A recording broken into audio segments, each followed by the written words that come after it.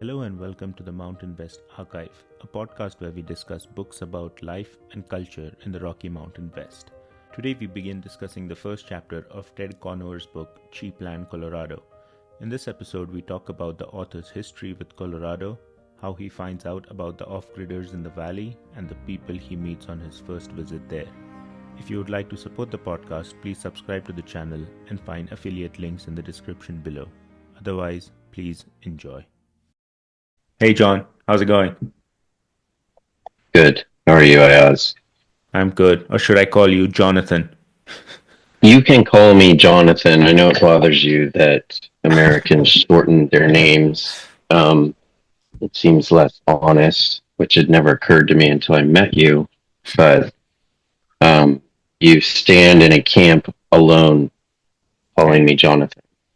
So it's reserved for you exclusively. Yeah, for the sake of ease, I'll just call you John on the podcast. But yeah, welcome to the Mountain West Archive. I wanted to have you on to do like the future episodes with me because I think a conversational style would be better for what I'm trying to do. And, it's just fun to talk to you. So before we get into the first chapter, I obviously picked the book before I even spoke to you about it. I put the introduction out and then it occurred to me that having you on will make things better. So what has been your experience so far reading it? What you thought of the premise of the book? What was your first impression? Just talk to me a little bit about that. Okay.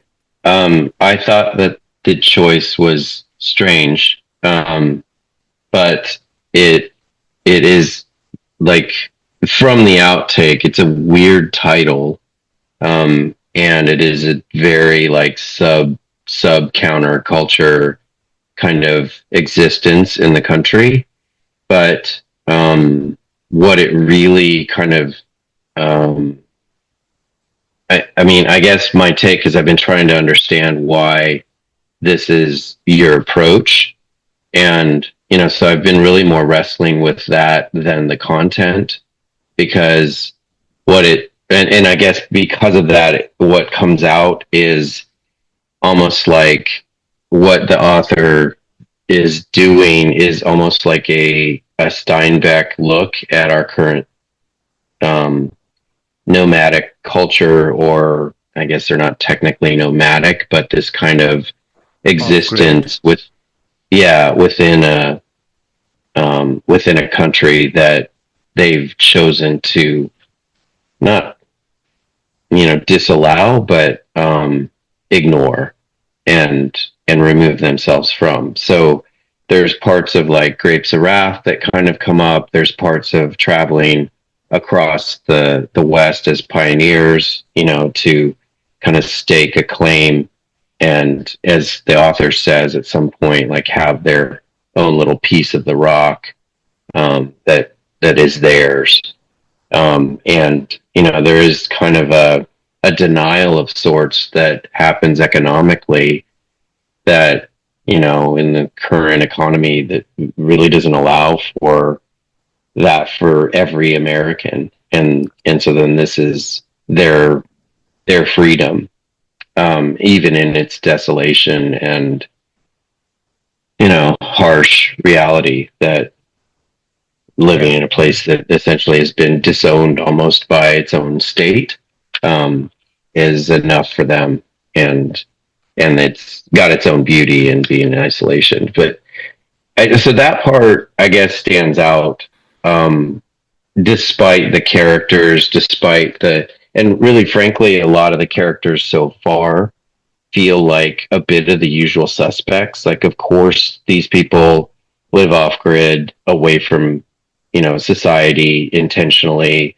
They've removed themselves because of things they're running from, things, whether that's like they don't want to pay taxes, or they don't want to deal with utility companies, or they don't want to deal with, how expensive it is to just exist in a city.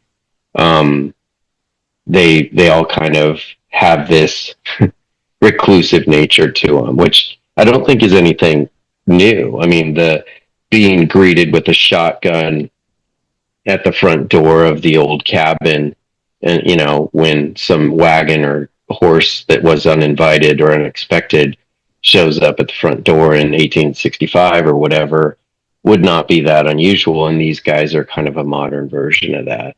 And I guess, like, so if that's some sort of vague overview, then I'm always brought back to why is I Oz fascinated with this, and being a recent immigrant and kind of student of American culture, it is a really interesting place to start because it's so, like, I mean, it's so American yet un-American, simultaneously, and Yeah. it, like, I can't help but think that that is in and of itself fascinating to you, coming, and just going, like, figuring out the landscape of this country on your own.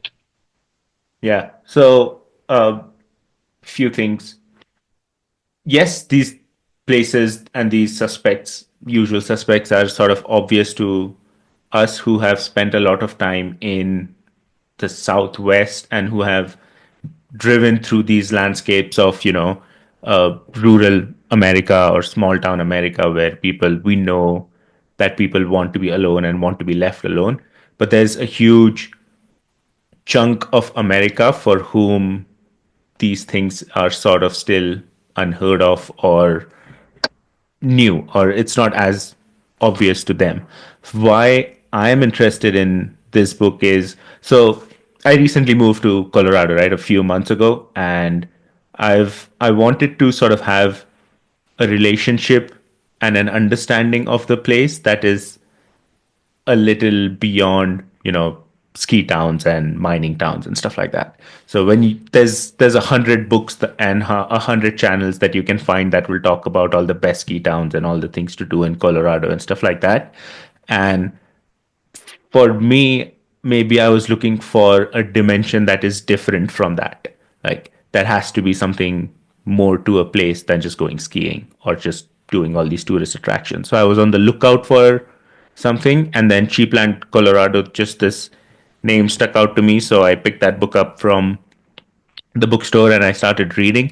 And sort of the idea of doing this podcast itself came to me while I was reading and getting into the book. So it wasn't that the podcast led to the book, it is more so that the book led to the podcast. I started reading it and I thought, okay, this might be cool to like dig deeper into and discuss this with someone and stuff like that.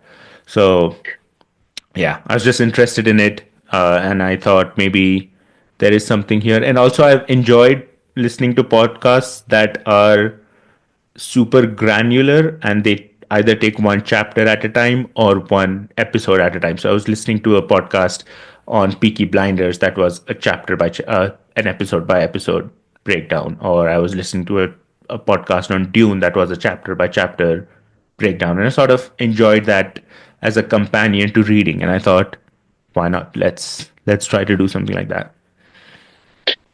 So, I is there beyond, okay, so beyond just getting an understanding of the history of Colorado and its current state and alter culture, um, is there something else that you're kind of wanting to achieve with a podcast, beyond this book? I mean, is there a general theme about, establishment of culture and counterculture in the United States in general, or in contrast to New York or Texas or Arizona and Colorado? So the theme is more Mountain West. That is where the name comes from. So I'm not restricting myself to Colorado per se, but the broader region of the Mountain West of USA. So Okay. Colorado, Utah, Wyoming, and then borders are hazy. Like, we can even talk about Arizona or whatever.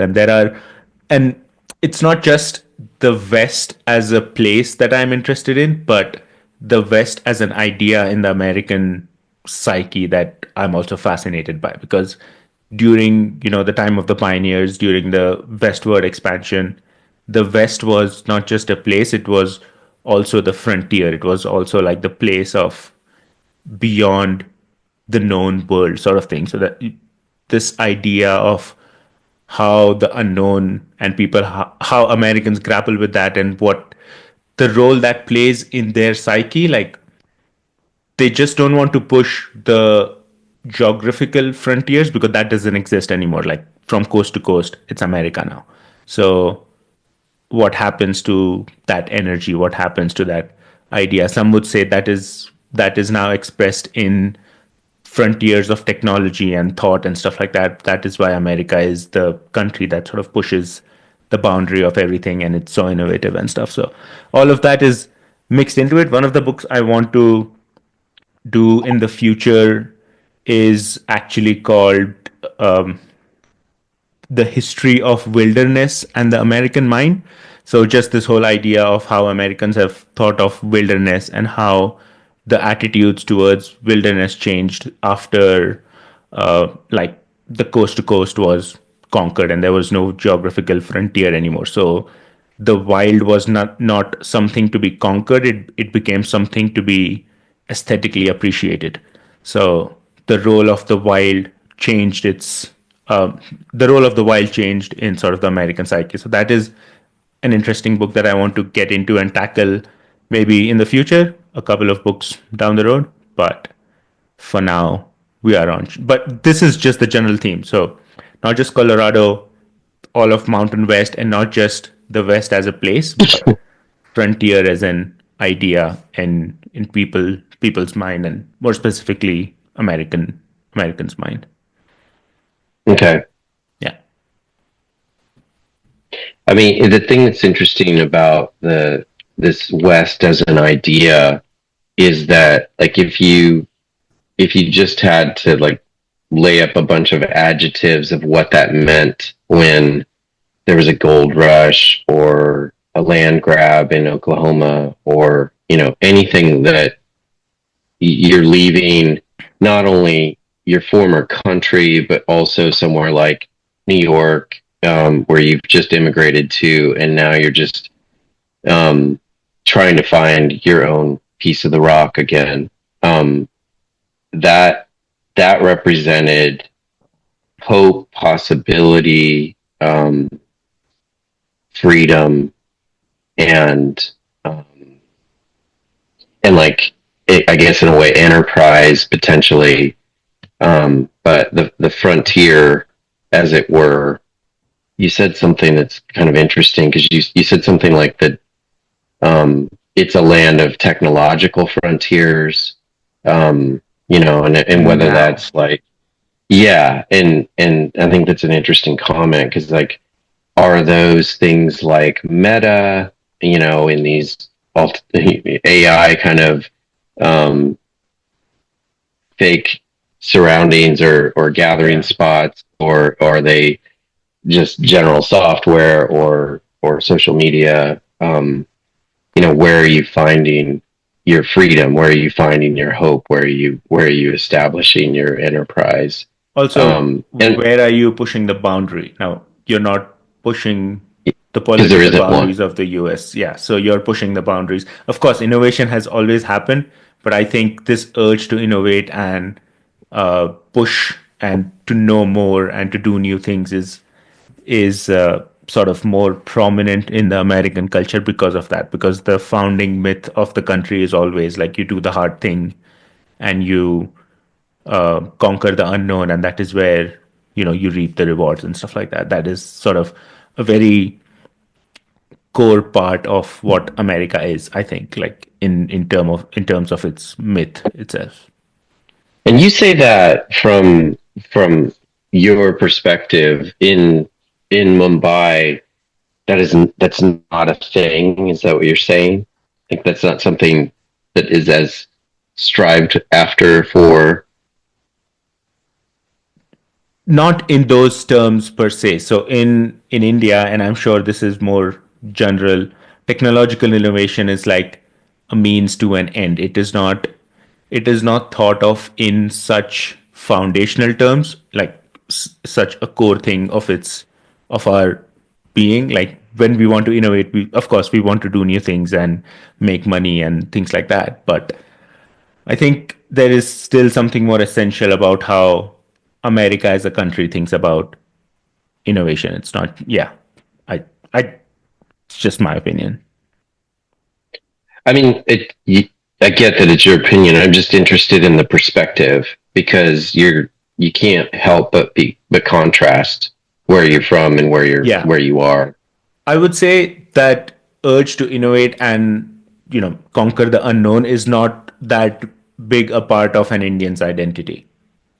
I Okay. think of India as Hmm. a country's identity because in a lot of places, like all this conquering of the land and forming of a civilization has happened hundreds and thousands of years ago. The conquering of the land is new for an American. For an Indian, there is the idea isn't that we conquer the land, we live with the land and we live with the world. So you will go to mountain towns and you will have these communities of people who have found their own ways of living within the constraints of where they are without leaving a huge imprint on the place and stuff like that. So the unknown isn't as big a threat. I don't know if I make sense. um, which is why that idea of conquering it isn't part of the discourse at all. Like, we live in the world and sort of, you know does that make sense at all, or It I've lost does, you? but I can't. I mean, no. I started thinking about we went and saw Malcolm Gladwell interview Fareed Zakaria, and he made a comment. Fareed made a comment that um, that kind of spoke to an exceptionalism of what Indians end up in America versus the ones that don't. So because like everything that you're saying, I can't help but think that that from the moment you enrolled in a university here, there was a there was kind of a path that you were, I mean, kind of knew how it was going to play out, um, and planned for, which isn't that far off the mark for like being here.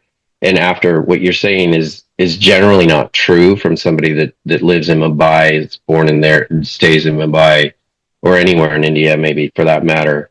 Um, Yet most of your behavior kind of has a confidence about it, um, and a fearlessness, to what you're capable of and what you can achieve now here. Yeah, I mean, generals don't always translate into the particular, right? I'm talking about like the myth of India more generally, and then of course you have individuals who care about technology and innovation, and in the same way as an American does. I'm just saying, like, to speak at a more general level, national identity versus national identity. American Okay. national identity has more of this pushing the frontier ideal in it, and the Indian national identity doesn't so much. Like, I didn't grow up with that sense or the need to take a risk or something like that. You know, So would you say that's no longer true? what's no longer true? That you said you didn't grow up with this notion of, taking a risk as a possibility or, an interest, and now that's not true, and it doesn't seem true, or does it? Doesn't seem true to me. Not as true, but there's the mix of me living in America and absorbing some of the ideals of America and what works and what doesn't work, sort of thing. Oh, So I've interesting. you learn from the culture you grow up in, but then you also learn from the culture you adopt, right? This is essentially my adopted home now. So it's like I learn from what I see around me in America and the stories people tell themselves and how that translates into the world and what is of value in all of that. And then you pick from that what makes sense and things that you feel would have benefited you if you had grown up with these ideas. And taking risks is a part of that, and trying to be a little more bold and, not fearing the consequences and all of that. Right. Cool. Well, we digress. Yeah. It's normal.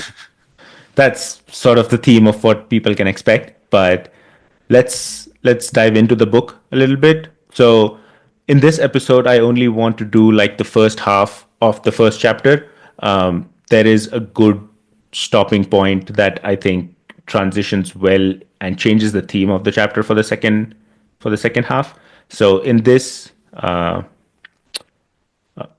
chapter we're going to look at how Ted Conover's history with the Valley and Colorado in general, and then how he sort of stumbles upon these people and off-gridders living in the San Luis Valley, and his trip to the San Luis Valley, and how he ultimately ends up there and does this longer book sort of thing. So Ted Conover is originally from Colorado. He grew up in Denver, so he spent a lot of his life in Colorado, and then he went to college, I believe, somewhere in the Northeast. I think in Boston. I could be wrong about that. So there is this aspect of his life where he has been in Colorado and the Mountain West, and then he's also an East Coast guy because now he lives and works in New York for the most of his life and comes to the San Luis Valley occasionally, and he still has ties to the valley. In this chapter, he talks about all the trips that he took with his friends growing up and going to Fairplay, Colorado, and staying at his friend's family a A frame cabin, and the vacations they took over there. And he hints at a piece that he wrote more recently for a magazine on South Park, and I read that article the other day, and in it, he basically, again, talks about his childhood trips to the area, and he does another similar trip with his friend now in his 50s, and they go there, they do cross country skiing or downhill skiing that like they used to. I think they also do a hike up a mountain, and it is during this trip that he in that area also there is a place where it's lots of acres of subdivided land that was basically turned into plots in the 1970s, tried to sell to people, but it didn't really take off. It didn't turn into like a suburban subdivision. And there are some off-gridders living over there as well. So he comes across them on this trip. He also remarks that there was a shooting at the Planned Parenthood clinic in Colorado Springs a few years ago. So the shooter from that incident, that shooter lived on that land in Fairplay, I believe, or in that area. And so on this trip, he sees some off-gridders living there and their life. And when he comes back, he talks to his sister that I was on this trip and I saw these people. They were living in trailers, completely off-grid, and stuff like that. And she tells him that I was recently in the San Luis Valley and I met with this group called La Puente, and they did a presentation where they talked about their rural outreach program. So it is through his sister that he comes across the off grid settlements in the San Luis Valley and the off grid dwellers. So he likes that idea. He reaches out to La Puente and sees if he can visit and and during this time, so when all of this is happening, when he does the fair play trip, when he talks to his sister, that is round about the time when Donald Trump becomes president. And the first time Donald Trump became president, that was like a huge shock for all Americans, but especially the coastal elite, as they're called. So people who lived in New York or California, Sacramento, San Francisco, people like that, for whom it was inconceivable that people could go out and vote for Donald Trump.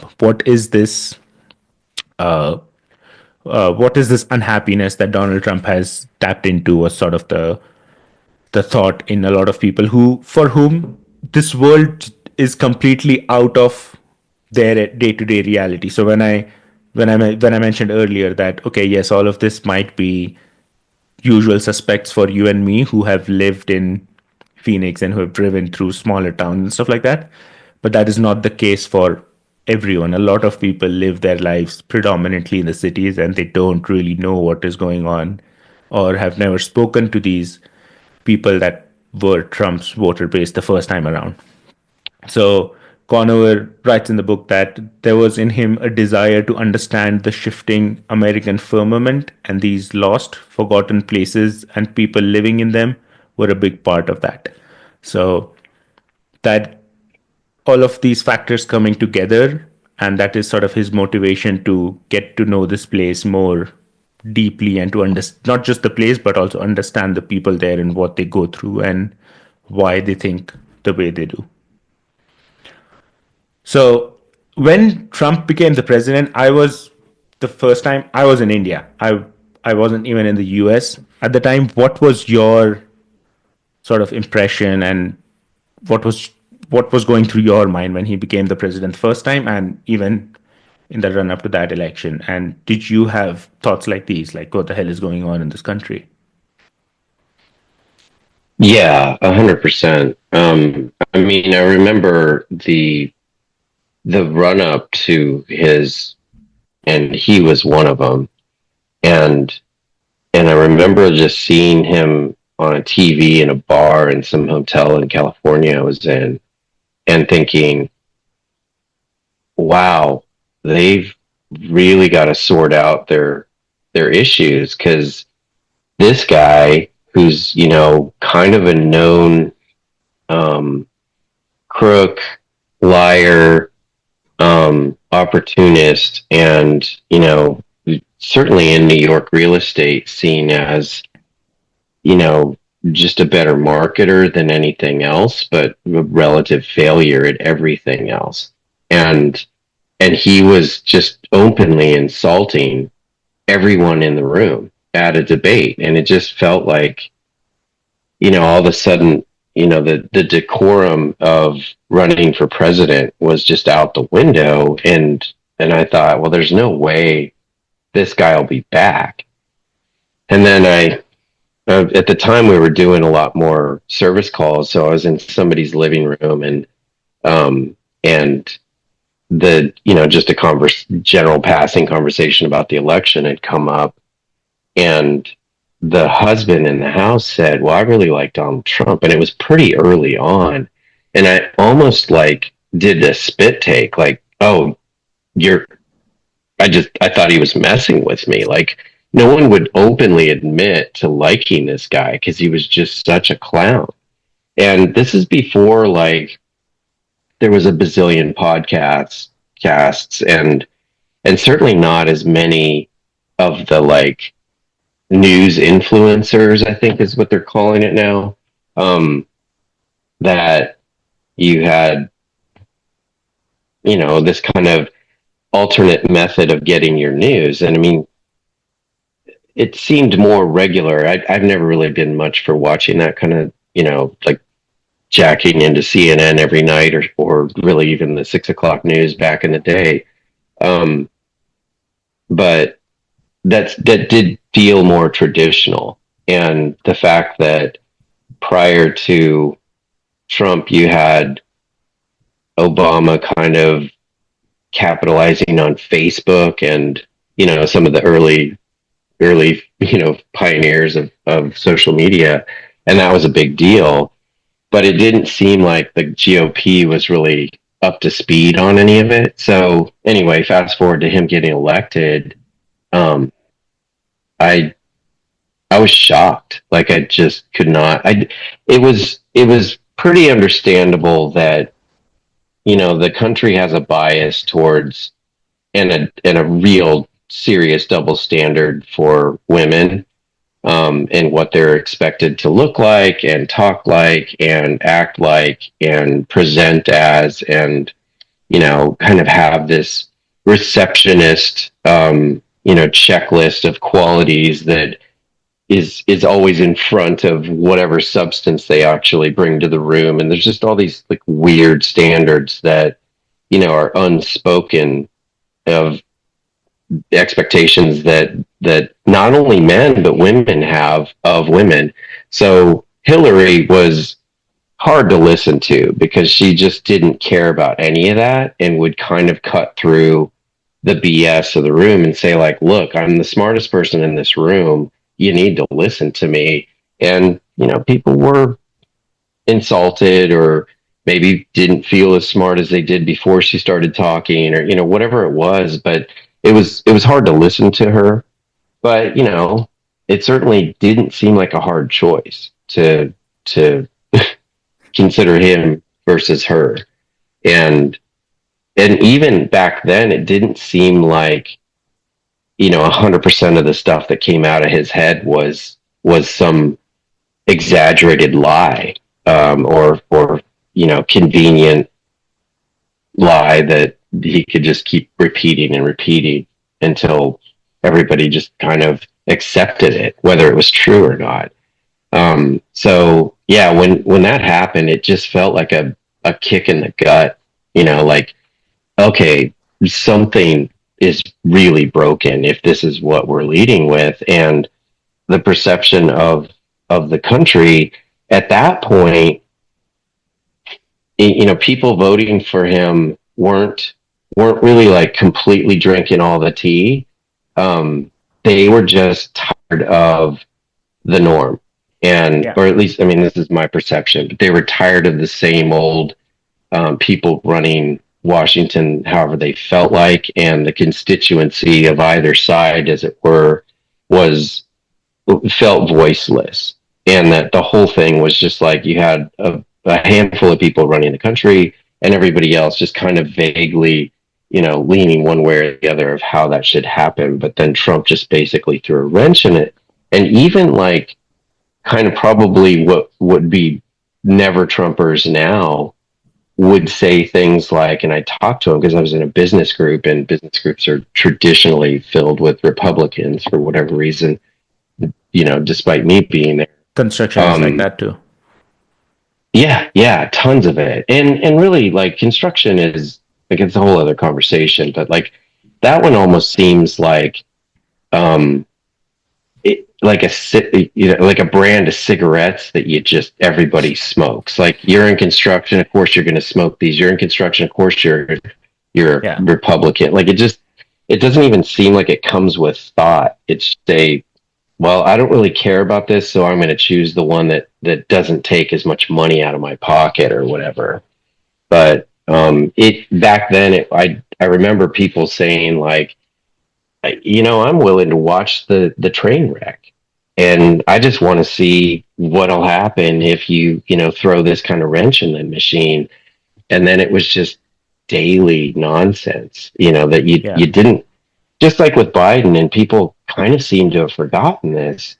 And even with Obama, you didn't have this daily, like, what did the president do or say today?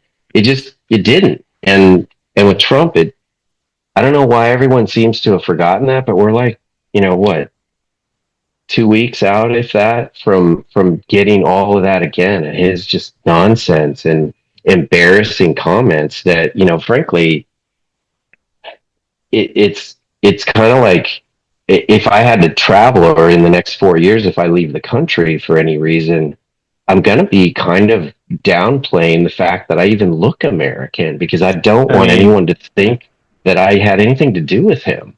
when Mariam and I were in New Zealand, that every time I mentioned that we're from the US, that would come up like, oh, you guys elected Donald Trump and whatnot. But I think um, about the election of Trump, the voting dynamics of 2016 and 2014 are very different.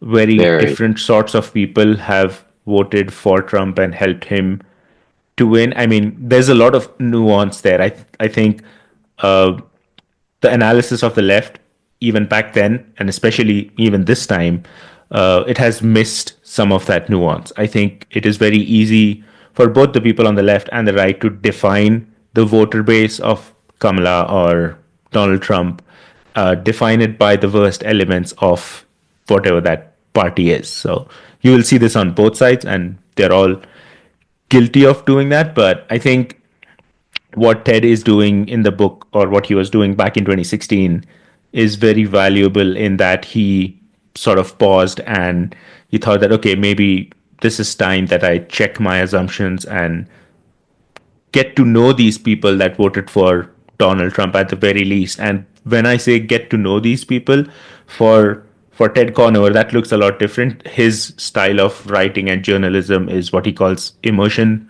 journalism. So his whole idea is he doesn't want to go to a place, meet a people, and comment on them. He doesn't want to like pass judgment on the people he is writing about. He wants to be one of them. He wants to participate in the life that they live, and then through his experience write about his experience first, or I mean through his experience get to some essential insight of the whole situation. So he does that in Rolling Nowhere when he rides the train with the hobos. He does that when he is a prison guard at the Sing Sing prison, and he does that in the book Whiteout, Lost in Aspen as well. So that is his style, and that is also why this is very interesting to me. Like a guy who has a life set in New York, he's a good writer, he has sold a bunch of books, he's well known.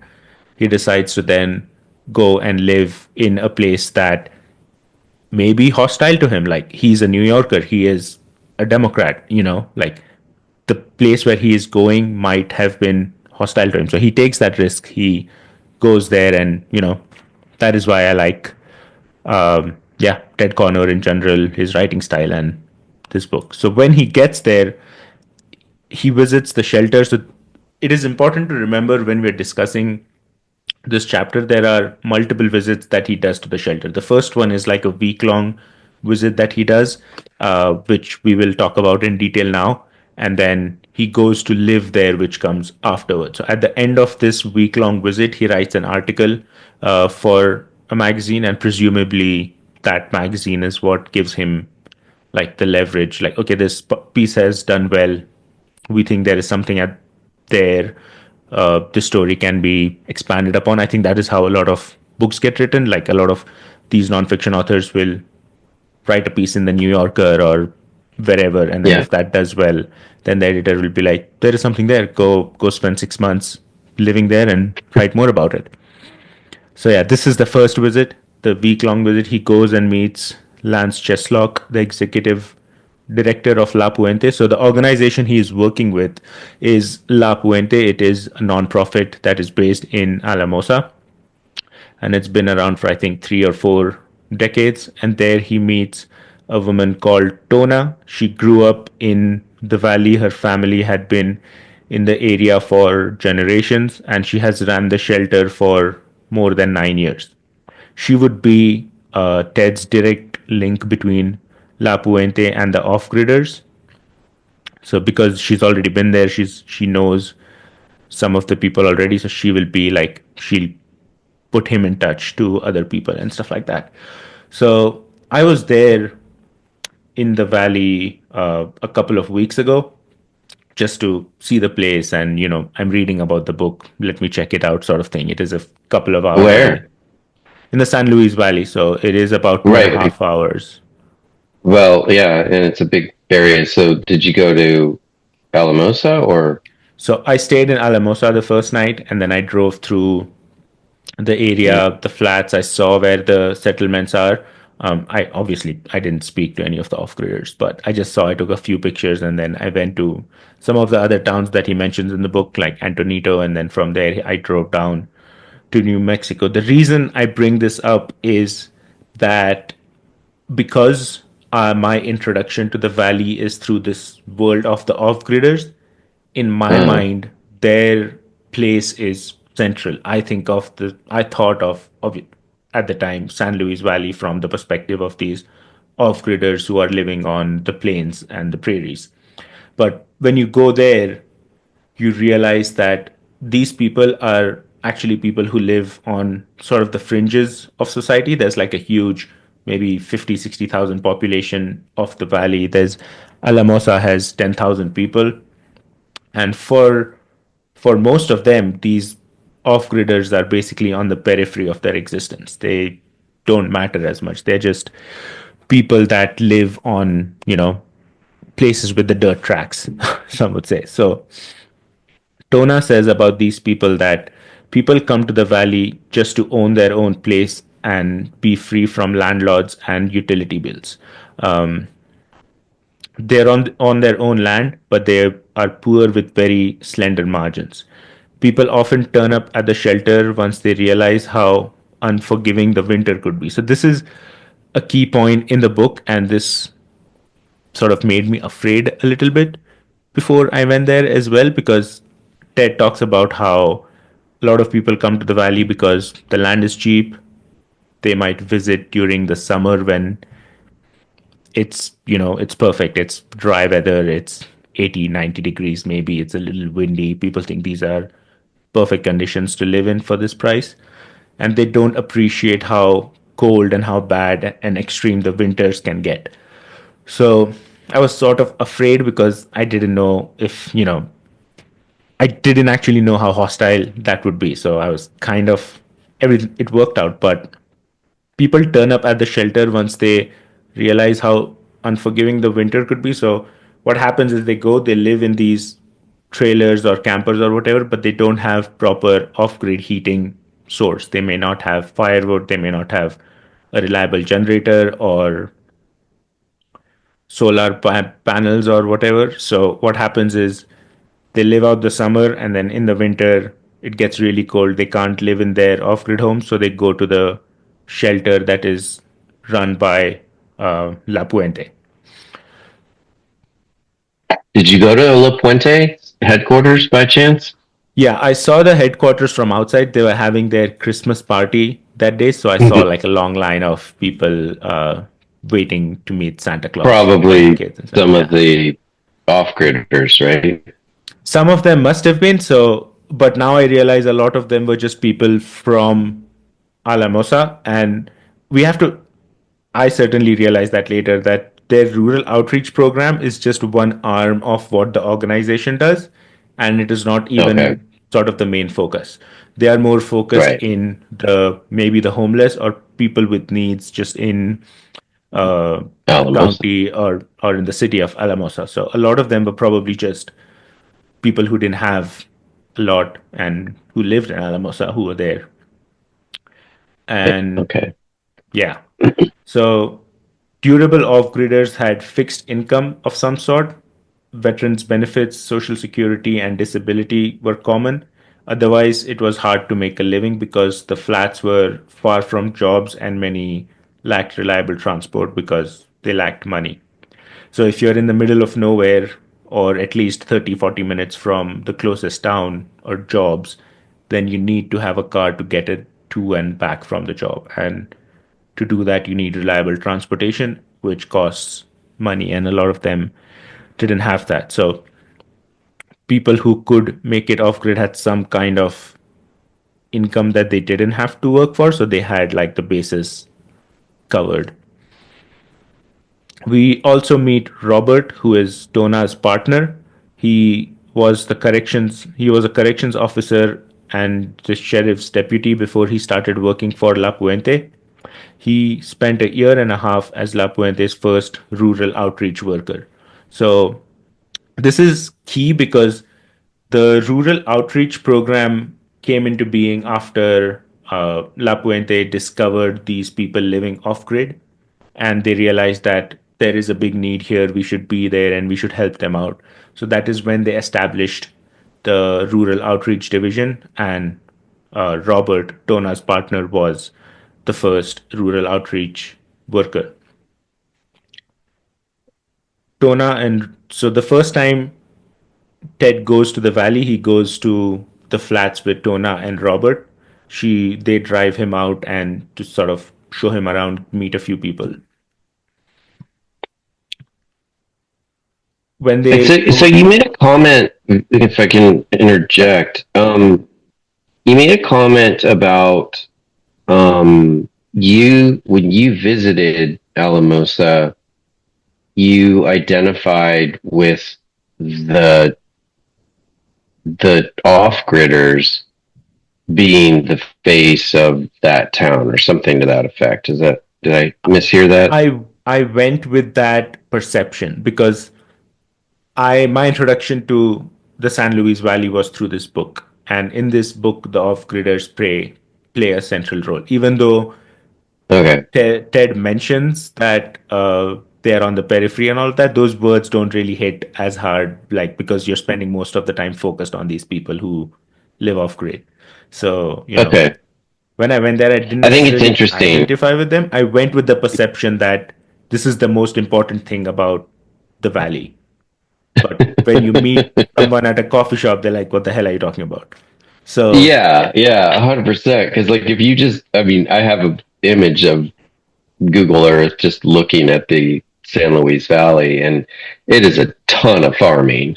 But and I'm sure they don't identify with any of these people. But your comment kind of rang, and I don't know if I'll get the name right, but there's somebody's son. I think it may be Angelo dies, and they kind of the town, kind of has all this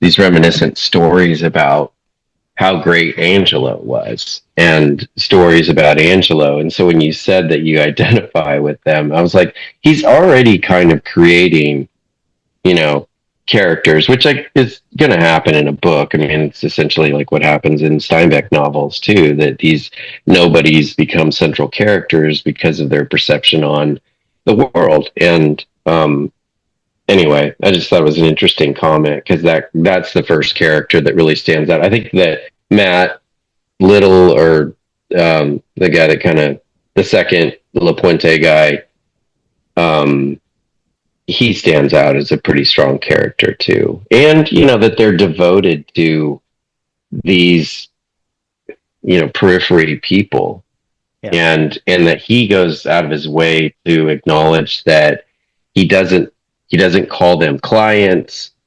He had another name for it, I've forgotten, but it was essentially just saying like, I'm here just as a neighbor, yeah, to do something for them when they need it, and that's all.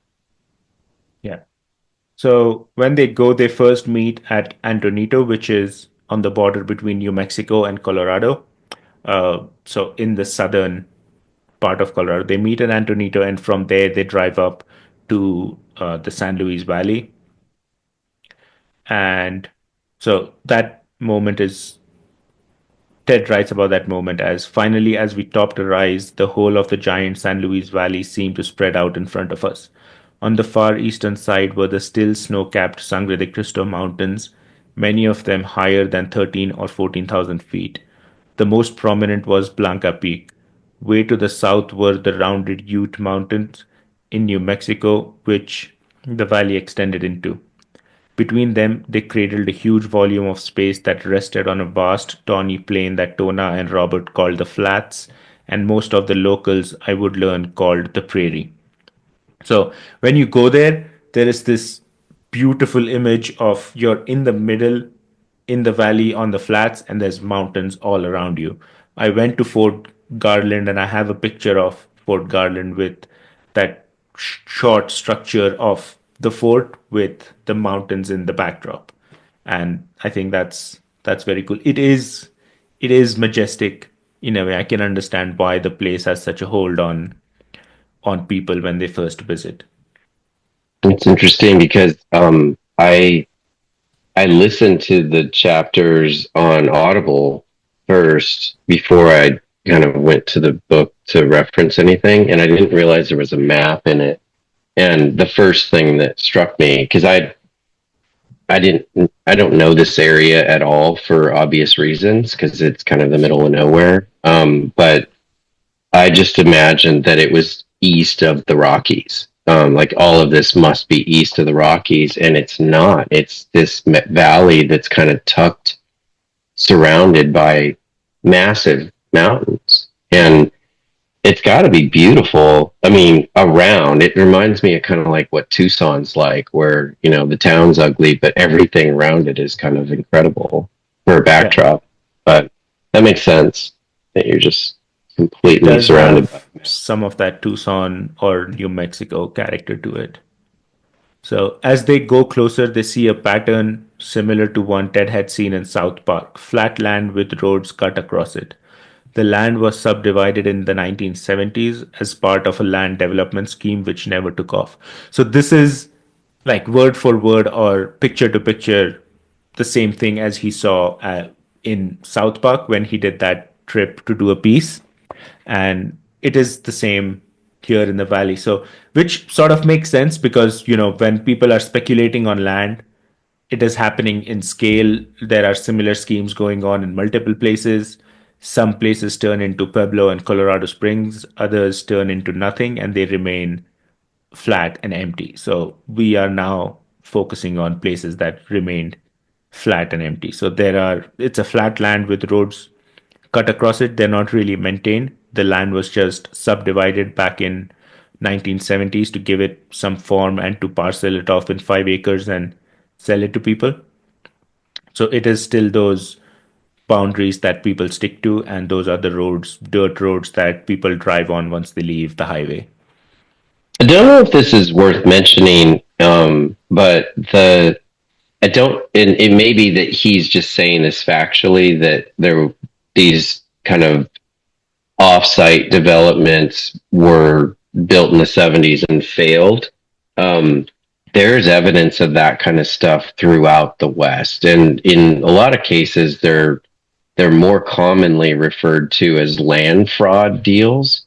So almost picking at that hope for your little piece of the West or whatever. There's a lot of schemes that you could like give somebody $5,000 and then you own 5 acres in the middle of nowhere, and you get there and there's no water and there's no, like they probably got more money for the crappy land that they sold you, but they did develop some streets or at least like subdivided it or parceled it so the county could acknowledge what the plots were, but that was Yeah, it. we'll get into the fraud aspect of it in more detail in like the future chapters, but that is essentially what happened here as well. They developed this land, they divided it, and they sort of advertised it back in those days uh, to people who lived in like mainland America in the cities and stuff that this is your chance to maybe. In Yeah, the beginning, they yeah, started off as a marketing to people who might come there for farming or to set their own homestead. So you can have 5 acres for this cheap land. There is all this water here. There's beautiful views and stuff like yeah, that. None of that was yeah, and they true. get there and yeah, Yeah. There's no utilities. There's no groundwater. Yeah. That we get into more details later, but that is essentially what happened in the San Luis Valley as well. That is kind of true. yeah. Tona's partner Robert had stopped working as an outreach worker in 2017 when he hurt his back. So he worked for a while and he hurt his back. So he stopped working as an outreach worker and hadn't been back in the valley for 5 months. So the difference between Robert and Tona and Matt Little that we will meet later is that Robert and Tona predominantly work with La Puente, that is their life, and they live in a on a piece of land outside of Alamosa, but it's not in the San Luis Valley, or they're not prairie dwellers. They don't live off grid or anything of that sort. Matt Little, the second outreach worker, is very much invested or very much tied to the prairie dwellers or the people on the flats because he is one of them. He lives there, and his gig is also to cover all of that land for La Puente. So he's in some ways more invested in it because that is his everyday life and not just something he goes to. So, for example, if he quit working, he would still be in the flats, but Robert hasn't been back there in 5 months. So, like, not to throw shade on Robert, but that was his job. And for Matt, that is his life, so to speak. Life, right? Yeah. Robert remarks at the marijuana gardens people have in the greenhouses behind wooden fences. They The option to grow marijuana had attracted many residents to the area. Those with medical permits could grow up to 90 plants. The limit for others was 6, which was exceeded without legal consequences. So, as we mentioned earlier, that jobs are hard to come by if you don't have a fixed income, life is very tricky. One way out for a lot of people was to grow and sell weed. The limit for people with permits was 90 and for others was 6, but then this is such a massive land, who's coming to check, sort of thing. Mm. So that was one way people uh, made some money on the flats. Yeah, yeah, and probably most of them don't have the license and don't care. Nobody cares. I mean, they have a scene where there's a warning about the hantavirus that is looming in this surround, so stay away. It's like the equivalent of when I went to school in Kentucky. I'd go back to friends' houses that lived way in the hillbilly kind of backwoods, and we went up to or on some dirt country road, and my friend knows some of these guys, but he wants to pull up and introduce one of them to me. And in the sign, misspelled multiple ways on a sign, it says, if you stop, you will be shot. And my friend drives right past that sign. I was like, what are we doing Yeah, here? And he's like, it's just to keep people a little I bit on their toes. I saw one of those signs on the flats when I went there. It was like, if you can read this, if you can see this, I can see you too. And it had one of those sniper symbols on the, Yeah, with the yeah, scope. Yeah. yeah. So, I It's mean, like, but then fuck that this. same place, they discover a like perfectly manicured marijuana crop, and the guy clearly knows how to grow this stuff, and it's not in the guy's jurisdiction to do anything about it. So he's like, well, hats off to him. Yeah. And Robert talks a little bit about being an outreach worker for La Puente, which he enjoyed because before then he was a corrections officer. So working for La Puente sort of allowed him to walk away from being a cop. And in a lot of these communities, you don't want to be a cop, sort of thing. Sorry.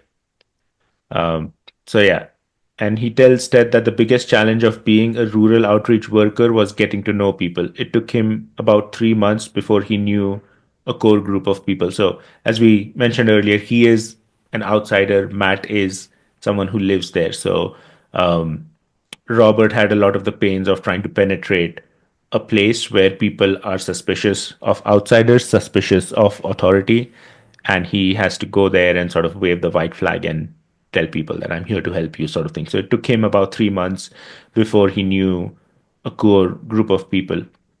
People on the flats were suspicious because Costilla County, which we were in, and which probably had the greatest number of flat dwellers, had begun a crackdown on code violators, which with the goal of reducing non-conforming uses, which could also be interpreted as reducing the number of poor people on the flats. So, what is interesting about the San Luis Valley is that it is divided into 5 different counties, 4 or 5 different counties, but then Costilla County is the big one because it sort of has the land that has the most people. So in the future, the county and its code enforcement group will come. There'll be more focus on them and their practices. But the idea is the Costilla County views these off-gridders as people that are draining the system, like they need more from the system than the taxes they pay to it. So they're just trying to nitpick and find ways to like get people out of the flats, essentially. So find anything that we can fine them for or force them to leave. So the absence of a septic system was something the county used to get to people. The requirement for one had been on the books for years, but was never enforced. Now code inspectors were giving people who may have lived on the flats for years just a few days to correct the deficiency, or they would start incurring fines of $50 to $100 a day. A septic system costs in the neighborhood of seven to $12,000. Contractors were few because this is kind of poor, Middle of rural, nowhere. poor region. Yeah, the biggest city has 10,000 people there, and getting one to do the job within 30 days was all but impossible, even if you could afford it. Some valley residents were so paranoid they would seed their driveways with nails to disable visiting inspectors and build another entrance that was safe. Robert had gotten several flats that way. Knowing Tona had given Robert a head start on meeting the locals as she had already met several of them at the shelter. So, this is where for Robert it was useful to know Tona as a partner because Tona has worked there for 9 years. She has met a lot of the valley residents or the prairie dwellers at the shelter. That may have been through multiple reasons. They may have come for free meal, to pick up clothes, to maybe get some firewood, or they may have frozen out of their homes during winter and they would have decided to just go live at the shelter for the cold months. And that is something a few people did. They lived on the flats during the summer months, and then when it got very cold they would go and live in the homeless shelter of La Puente. They had a few hundred beds for people, so they would make use of that. Often, the people had substance abuse problems and complained about government overreach.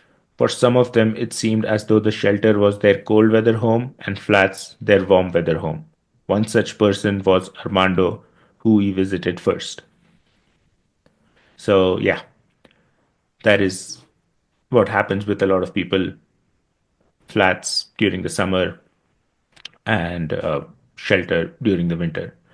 So the first guy they meet is his name is Armando, and when they go to his property, they find a gate consisting of two posts with keep out signs and a barbed wire.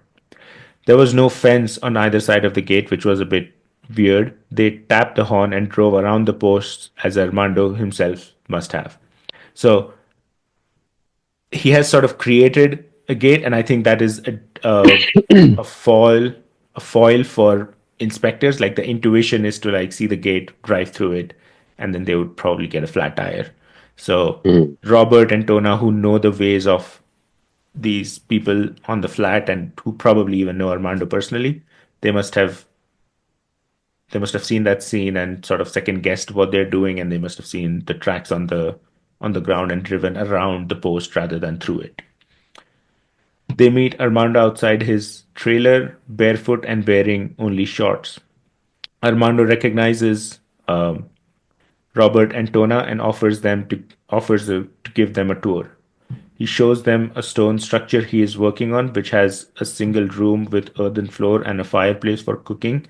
And adjacent to the room was a garden for marijuana. And next to this was what Armando called a swimming pool, which was actually just a hole with an inflatable raft floating in it. Armando called his place the Temple of Heaven. So this is the first guy they meet.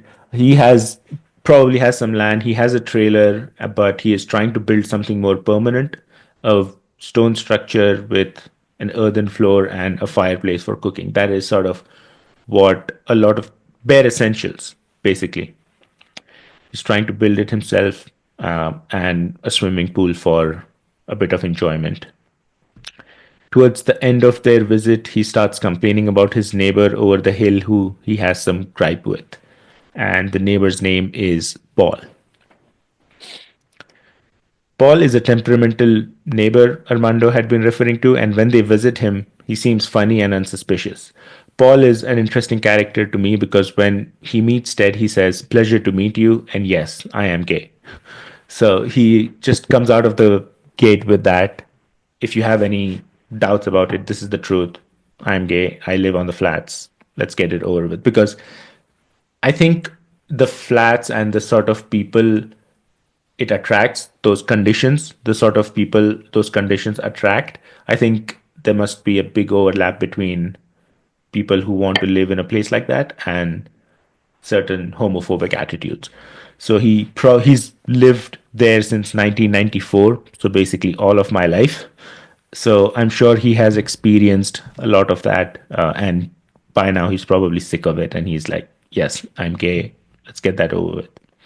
Mm. He bought the land in 1994 for $2,300 for 5 acres. He paid $2,300 for 5 acres, which is about $4,800 inflation adjusted. So I checked this online. Uh, just factoring for inflation in today's 2024 dollars, it would be $4,800. And there's a lot of Facebook groups and a lot of websites that sell land in the San Luis Valley. and that is about how much you would pay for 5 acres even today, like Oh 4,800, wow. 5,000. So the value of the plot has barely kept up Not with change. inflation. Yeah.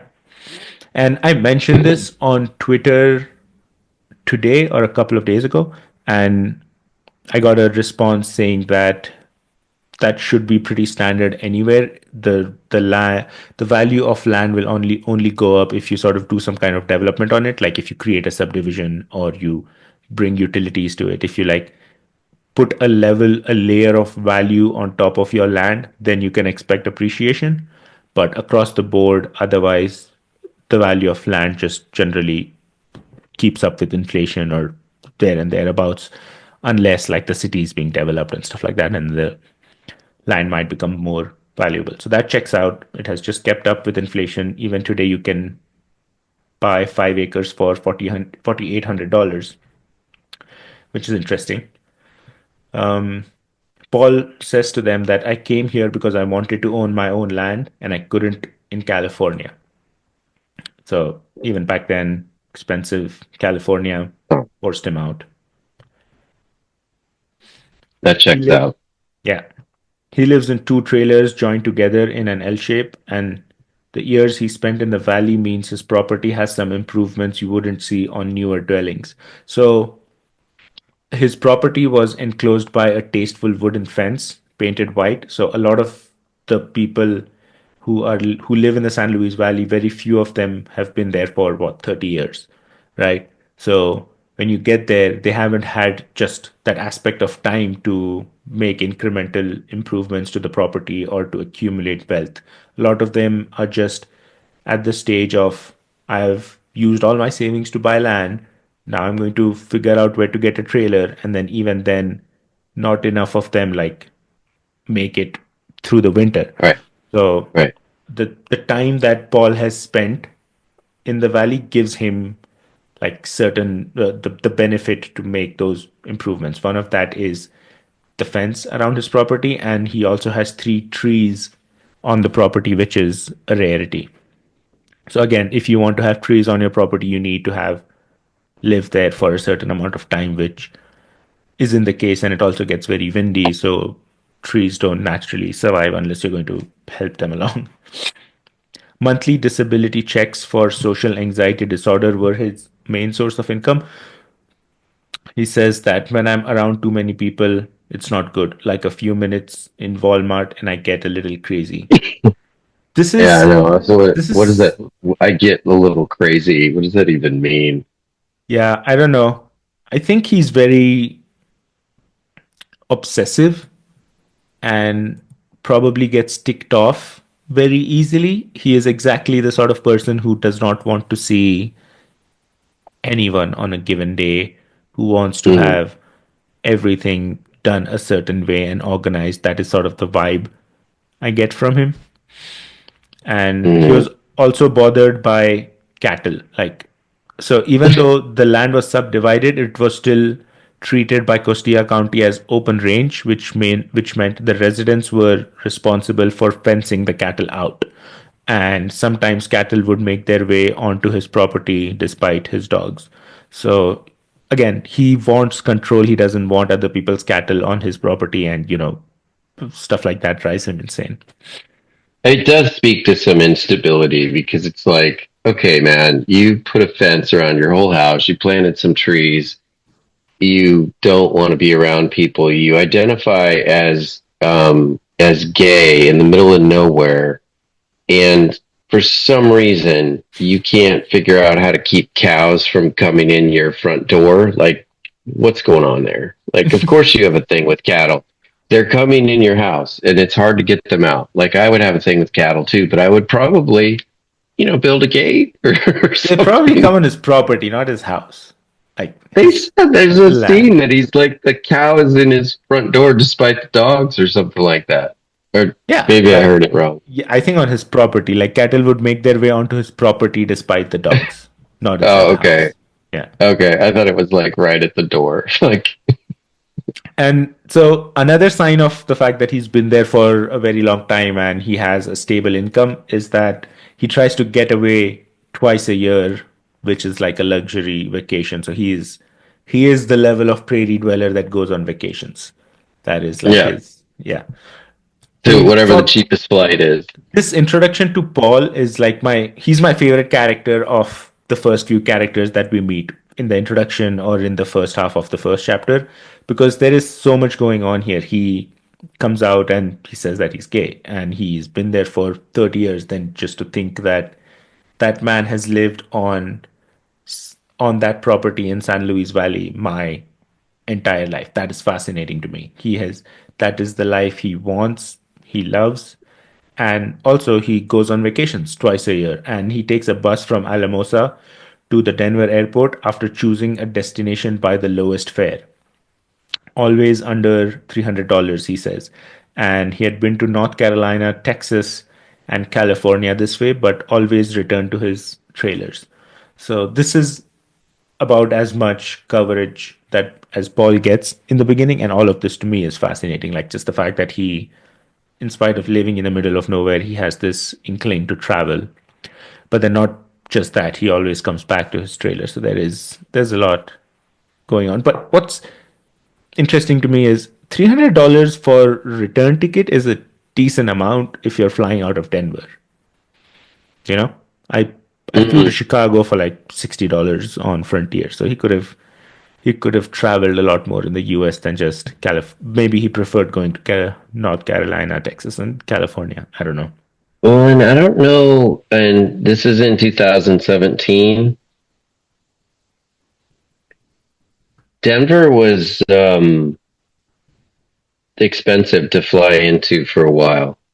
And I Okay. don't know if that it's like Southwest would not fly in there because their port authority required a hub system, and Southwest is like, okay, we're not going to do that. You're like, wait, what? Um, but I know that Spirit and Mesa Airlines and what was the one you said? Was it Spirit? Frontier. Frontier. A lot of those are Colorado Airlines that are just cheap. I know Mesa Air was, and they may have been bought out, but it may have been that there wasn't that kind of access back then, and that was why it was more expensive, and now it's just cheaper. But I don't know. It does seem a little high, Yeah. Uh, then especially to go to we, Texas.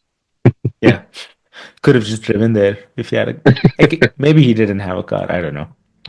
Yeah. Uh, but he has to. He lives just to get groceries. You need car or something. So I'm sure he did. Then we meet Kia and Rhonda, which is a mom and daughter duo. Kia is the daughter, Rhonda is the mom. Yeah. They say that they are from Chicago and California.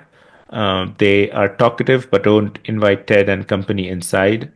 Rhonda tells. So, what's interesting is Ted was also a corrections officer for a year for his book, one of his books, Guarding Sing Sing. So, he has that in common with Robert. That is not dwelled on in this book a lot. If Robert and Ted talked about that, it's not mentioned at all, except in this instance where Rhonda tells Ted that she had known Robert as a cop the moment she saw him just by the way he stood or the stance that he had. And Ted is like, "Oh yeah, that was taught to me as well when I was a corrections officer back in the day." And then the daughter, Kia, tells Ted that she had been suicidal a year ago over a failed relationship, and then that she had recently been back from California where she went for some medical treatment, but she doesn't specify what for. She tells Ted that she and her mother were of Creole descent and that she loved dogs and writing. Ted tells her that he is thinking about writing an article and perhaps a book on the valley and that he would like to talk. They were among the few black people Ted had met in the valley and was curious about what forces had attracted them to this place or pushed them from somewhere else.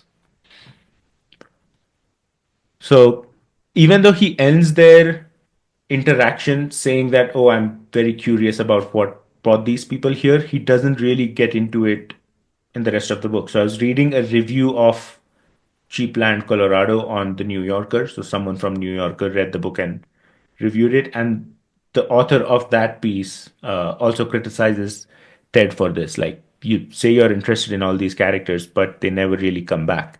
There's a lot of passing characters in the book, but you've sacrificed depth for breadth, and this is one glaring instance of that where you're actually writing in the book that I'm interested in their story. I'm curious, but whether or not your curiosity is satisfied is not hinted on in the book.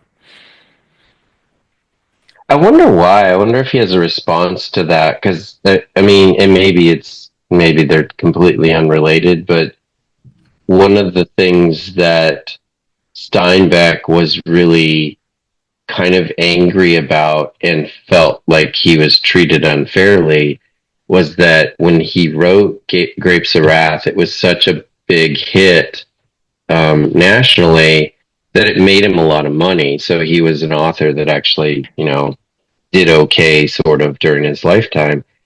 But he gets to Monterey and starts to write Cannery Row and about all those characters in Northern California and either like the New York Times or the equivalent criticized him and the people that he wrote about felt like they were being caricatured and were discredited by their life choices and lifestyle.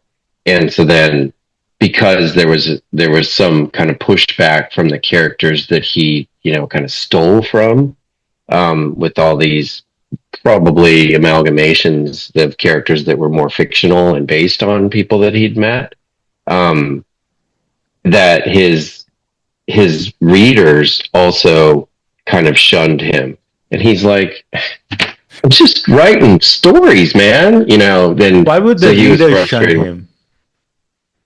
because it was probably the popular thing to do at the time, and maybe I Yeah, have that cancel slightly culture. wrong. But yeah, I mean, early on's cancel culture because this is like this is pre World War II, and yeah, he kind of went reclusive for a while when he was living up in Monterey, and then ends up living in this really kind of back backwards part of town where in those books are the local madam that runs the whorehouse and the kind of ne'er do wells or homeless that occasionally pick up jobs at the cannery, but all are just dripping with character. And a doctor, dentist, biologist guy that's like infinitely interesting. But anyway, he's just hanging out with them, kind of stepping out of writing for a while after he made so much money with Grapes of Wrath. So yeah, I don't know if there's a reluctance as an author to get like too far into these people's lives, but Yeah, I don't are know we what really? Ted's approach was. Like maybe their story was so sad that he didn't want to write about it. Maybe they explicitly asked him to not include certain Maybe. I details. mean, I don't know. he does mention that Kia is like 400 pounds and has Yeah. diabetes, and so like that. Maybe you don't really want to get too far in the weeds on that story and why she left or whatever. But all I could think about is like, hey, way to way to support that body in the middle of like desolation America because I don't know where you're getting all this food. Yeah.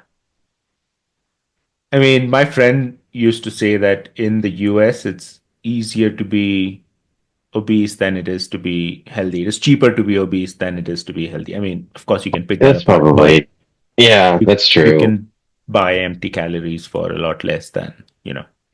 So That's fair.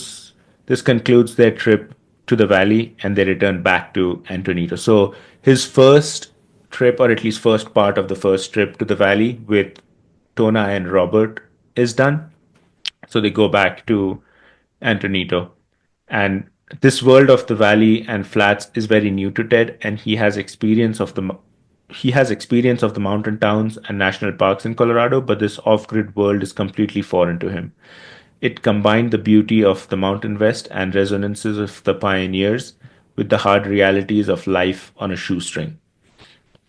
And to me, as someone who just moved to Colorado, this awe that Ted has for the flats and his dwellers is fascinating because Ted grew up in Colorado. This is, in some ways, this place is within his state and he spent decades there. And yet it wasn't until his maybe 50s that he discovered this hidden world of flats, or maybe he took enough of an interest to pursue that curiosity. Like maybe he had seen them on the periphery and he didn't really care because he was 18 or 20 or whatever. But yeah, life on the flats was not typical of life in the valley. Longtime Hispanic residents of the valley tended to have a low opinion of the sort of people that Ted had visited. They used the word ronoso. Does that mean anything to you? I don't know if it's pronounced that way. It meant roughly or squalid. What are words that you would use for roughly or squalid in Spanish? I don't know that word, Renoso. Okay. Yeah, I don't know. So they would I guess that's it. describe them or would refer to them as squatters, even though most of them own the land that they were on. According to them, nobody reputable would want to live out there when it was so much nicer around the valley's edges where there were trees, creeks, and some civilization. So this is an interesting inversion of narrative that is prevalent in like the rest of America, because most of the residents on the flats are white, and most of like the average resident of the San Luis Valley is probably of Hispanic origin because of the a lot of the settlement happened during the Spanish rules of Mexico and even before Colorado became American, so to speak. So a lot of these families have been in the valley for generations. Many of them have probably been there even before Colorado was American. And it's just that over there, the Hispanic people are normative and the default, and the white people are seen as the outsiders who are coming in and who are, poor squatters, and we don't want them here because they're draining our resources and stuff like that. So it's like these dynamics transcend race in some ways. Like you will have, it's always the normative group shitting on the people who they perceive as outsiders. They, yeah, but you're not saying this cross. It's equal opportunity. Like they said, no self-respecting anyone would live out there Yeah. in Yeah. squalor. So Yeah. it doesn't matter if you're white or black or gay or Mexican, Yeah. whatever. It's not, It's all it is not explicitly racist in that sense, but it just so happens that a lot of the a lot of the residents in the valley are white, or and the Hispanic. no Oh, in or in white. on the flats are white, and in the valley in the towns are Hispanic.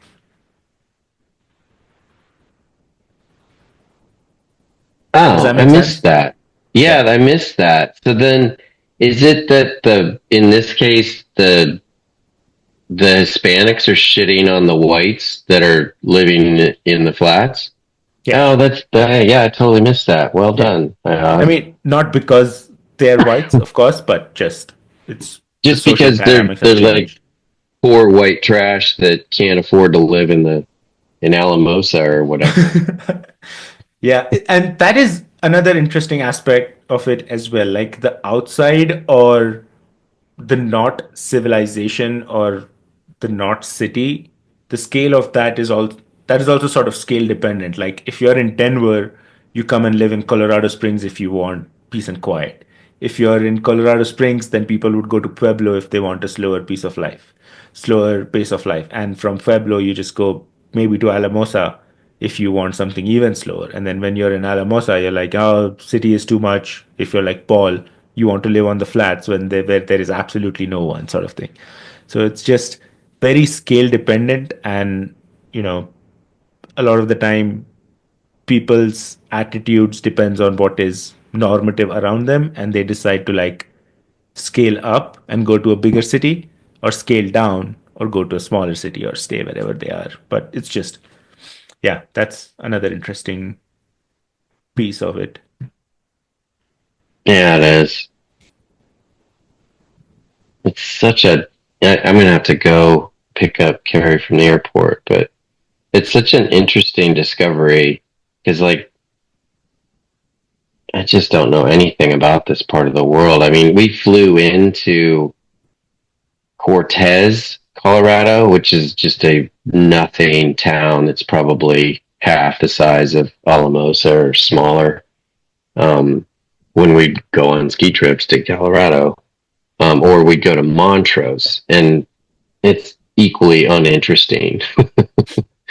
but but Alamosa has a university, like a state school university. Like what? Adam State University. Yeah, I've never heard of that university, and I can't believe that there is one in Alamosa. I've never heard of Alamosa until this Yeah, book. and when I went to the museum there, they told me that a professor at Adam State University had donated a lot of his collections. So that professor taught at Adam State for 40 years. And then over that course of time, he traveled the world and he had pieces from China and Africa and Middle East and stuff like that. And then he donated all of that to the museum.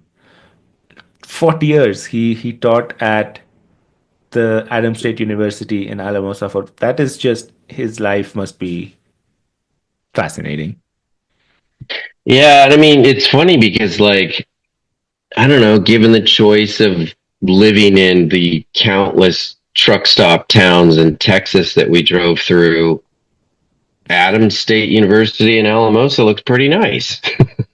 Yeah, I mean Alamosa is a nice town. Like, yeah, Yeah, and I never will heard of it. say just the proximity to the mountains makes it more interesting than small towns in Texas. Like Oh yeah. there are multiple dimensions of experience you can have when you live in Alamosa. And when you're in Texas, that nature What aspect are you gonna isn't do? there as much. You can have your ranch and you can buy a property and stuff like that, but Alamosa is a far more interesting place than a lot of the small towns that I've driven through in Texas. I actually like the valley. I like Alamosa. I like the town. Definitely going to go back. There's a bunch of stuff to do there, like hiking and biking and stuff like that. So Well, and this probably, river that it's on looks just really interesting.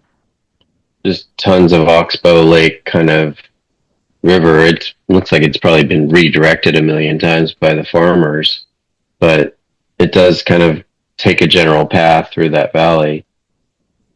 yeah. Um, yeah, you got me Any kind of intrigued. So I know you have to go to pick up Carrie.